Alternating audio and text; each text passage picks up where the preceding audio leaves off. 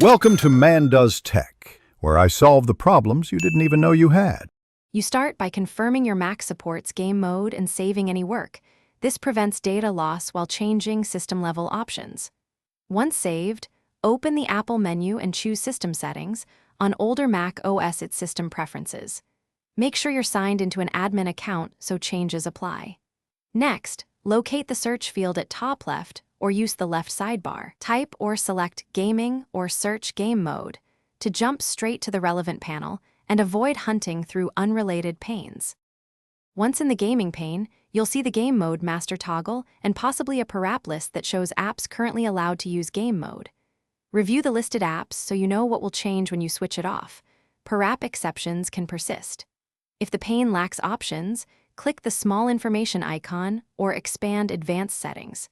You may also need to scroll.